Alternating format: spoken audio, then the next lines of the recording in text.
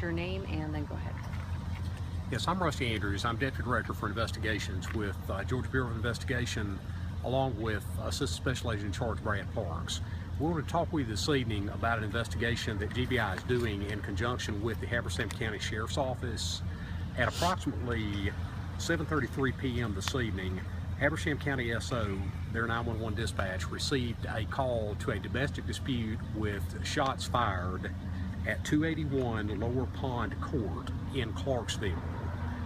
The Habersham County Sheriff, Joey Terrell, along with one of his deputies, responded to that address. Upon arrival, they found a female who appeared to be deceased in the garage of the residence. They made entry to the residence to see if there were other victims inside. Upon making entry, it appears that they were ambushed by a male who at this time is being identified as Anthony Giancana. Anthony Giancana shot Sheriff Terrell one time and shot the other deputy multiple times.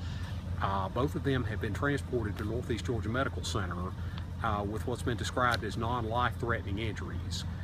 Sheriff Terrell and the deputy were able to return fire. Giancana fled the residence, got into a vehicle, and drove a short distance away from the residence where he abandoned the vehicle. We were just notified within the past few minutes that two other males have been found deceased in an area near the residence, outside the residence. We believe one of these males is Giancana. The other male at this time is not identified, however, we do think we know who he is. GBI will be continuing to conduct this investigation along with the Habersham County Sheriff's Office.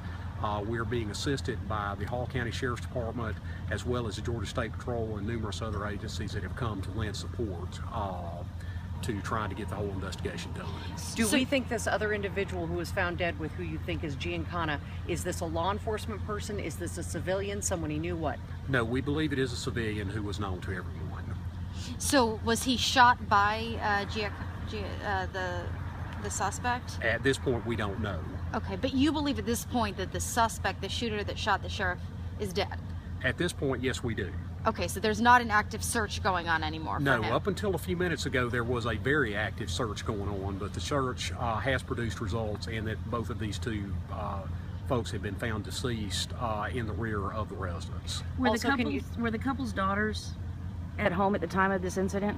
One daughter was at home when the incident began, and she wound up fleeing the residence. The other daughter was not.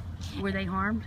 No, they were not harmed. And this is a husband-wife, so the wife that was, it was the wife that was killed, I take it? Yes. Are you correct. identifying her name then? I don't have her name right Okay. now. Okay. Tell me, it sounds unique that the sheriff would respond to a domestic disturbance. Can you explain why he responded? I have not talked directly with the sheriff. However, I can tell you in many of the counties that are smaller, don't have that many law enforcement officers, it's not uncommon for the sheriff to respond along with the deputy if the sheriff happens to be close or knows the